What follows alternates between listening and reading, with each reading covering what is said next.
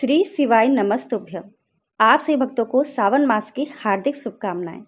भगवान भोलेनाथ की कृपा आप सभी भक्तों पर सदैव बनी रहे। हमारे धर्म शास्त्रों में भगवान शिव और देवी सती के प्रेम के बारे में काफी विस्तार से वर्णन किया गया है। भगवान शिव को देवी सती के बिना सबकी संज्ञा दी गई है, मतलब सती के बिना शिव अधूरे हैं। माता सती को शिव की अर्धांगिनी भी इसी कारण से कहा जाता है। पुराणों में राजा दक्ष की दो पत्नियों का जिक्र किया गया है।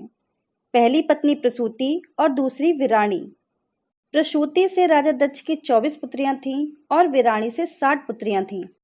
इस तरह राजा दक्ष की कुल 84 कन्याएं थीं। दक्ष प्रजापति की सभी पुत्रियां गुणवती थीं, फिर भी दक्ष के मन में संतोष नहीं था। वे चाहते उनके घर में एक ऐसी पुत्री का जन्म हो जो सर्वशक्ति संपन्न हो एवं सर्वविजयनी हो। अतः दक्ष एक ऐसी ही पुत्री की कामना के लिए तप करने लगे।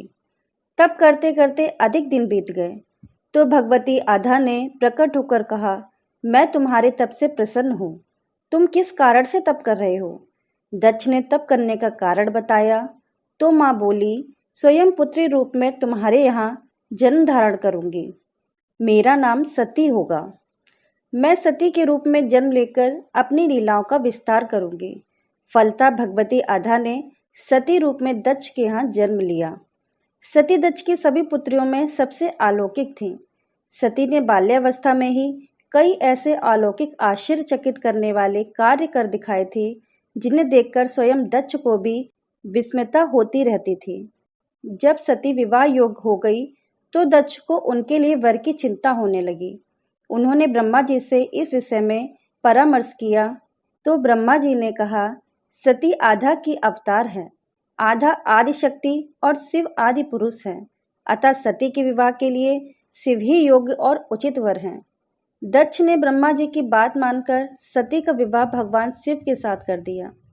सती कैलाश में जाकर भगवान शिव के साथ रहने लगी। भगवान शिव दक्ष के दामाद थे, किंतु किसी कारण दक्ष के हृदय में भगवान शिव के प्रति बैर और विरोध का भाव पैदा हो गया।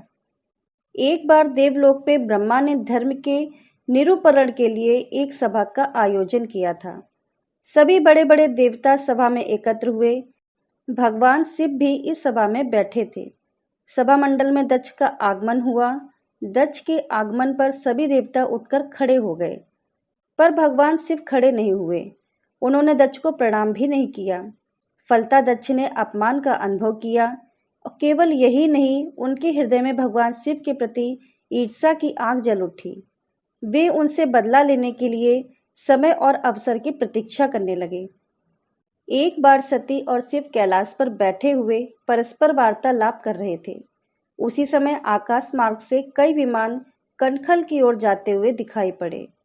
सती ने उन विमानों को देखकर भगवान शिव से पूछा, प्रभु, ये सभी विमान किसके हैं और कहाँ जा रहे हैं? भगवान शंकर ने उत्तर दिया, आपके पिता ने बड़े यज्ञ का आयोजन किया है। समस्त देवता और देवांगनाएं इन विमानों में बैठकर उसी यज्ञ में सम्मिलित होने जा रहे हैं। इस पर माता सती ने दूसरा प्रश्न किया, क्या मेरे पिता ने आपको यज्ञ में सम्मिलित होने के लिए नहीं बुलाया? भगवान शंकर ने उत्तर दिया, आपके पिता मुझसे बैर रखते हैं, फिर वे मुझे क्यों बुलाने लगे? सती मन ही मन सोचने लगी, फिर बोली, यज्ञ के इस अवसर पर अवश्य मेरी सभी बहनें आएंगी। उनसे मिले हुए बहुत दिन हो गए हैं। यदि आपकी अनुमति हो तो मैं भी अपने पिता के घर जाना चाहती हूँ। यज्ञ में सम्मिलित हो लूंगी और अपनी बहनों से भी मिल लूंगी। भगवान शिव ने उत्तर दिया, इस समय वहां जाना उचित नहीं होगा। आपके पिता मुझसे बैर रखते हैं, हो सकता है वे आपका भी अपमान करें। बिना बुलाए किसी के घर जाना उचित नहीं होता है। इस पर सती ने प्रश्न किया, ऐसा क्यों है भगवान? तब भगवान शिव ने उत्तर दिया कि विवाहिता लड़की को बिना बुलाए पिता के घर नहीं जाना चाहिए, क्योंकि विवाह हो जाने पर लड़की अपने पति की हो जाती है।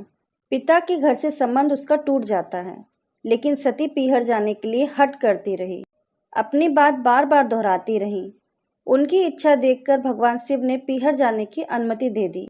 उनके साथ अपना एक गढ़ भी भेज दिया। पिता के घर में जाने के पश्चात किसी ने भी प्रेम पूर्वक सती माता से वार्तालाप नहीं की। दक्ष ने उन्हें देखकर कहा, तुम क्या यहाँ मेरा अपमान कराने आई हो? अपनी बहनों को तो देखो, वे किस प्रकार भांति भांति के अलंकारों और सुंदर वस्त्रों से सुसज्जित हैं।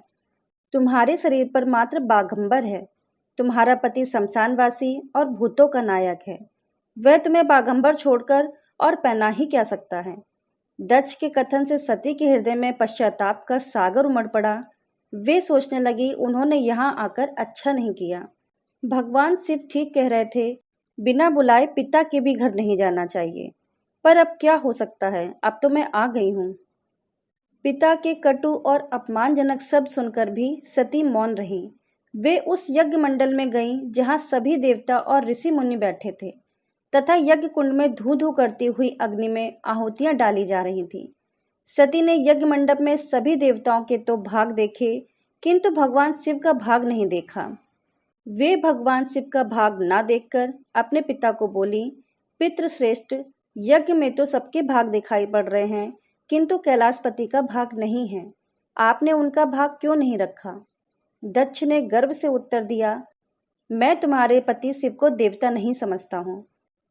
वह तो भूतों का स्वामी, नग्न रहने वाला और हड्डियों की माला धारण करने वाला है। वह देवताओं की पंक्ति में बैठने योग्य नहीं है। उसे कौन भाग देगा? यह सुनते ही सती के नेत्र लाल हो उठे।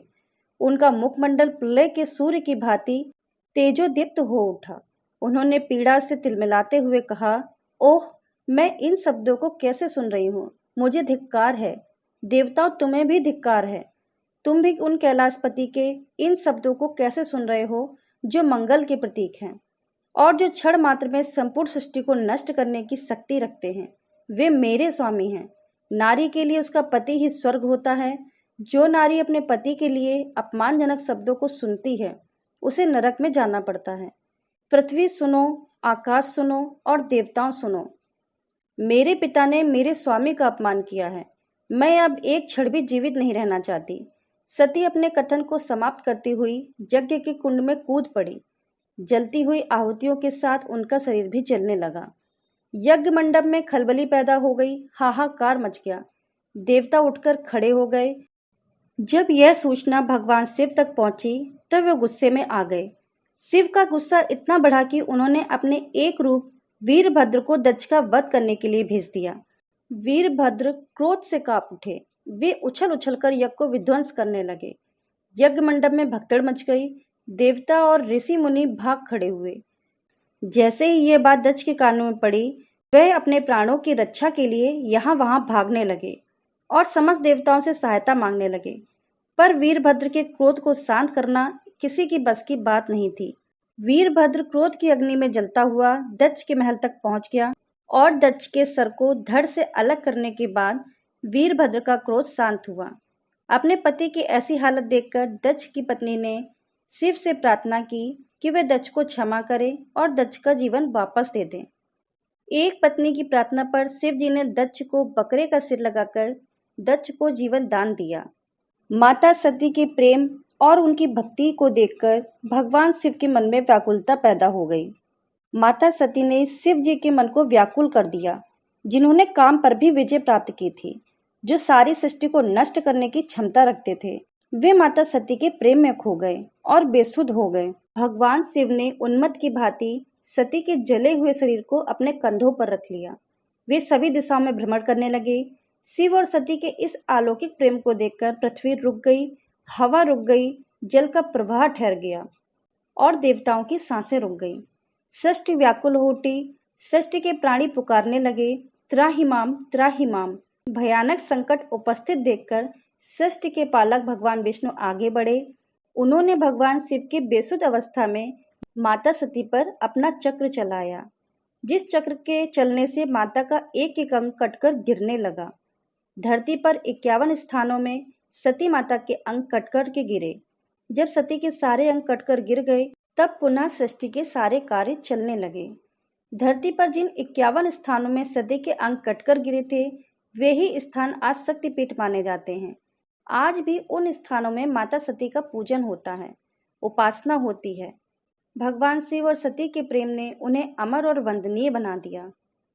सती माता की मृत्यु के बाद भगवान शिव ने वैराग को अपना लिया। शिव जी की ऐसी हालत देखकर सभी देवता चिंता में पड़ गए।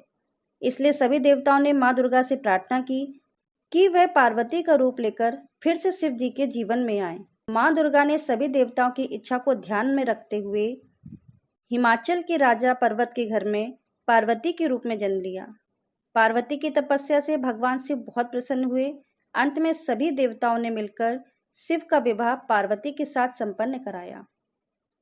अगर आप सभी भक्तों को भगवान शिव और माता सती की पौराणिक कथा पसंद आई हो तो प्लीज़ हमारे चैनल को लाइक करिए, सब्सक्राइब करिए, शेयर कीजिए।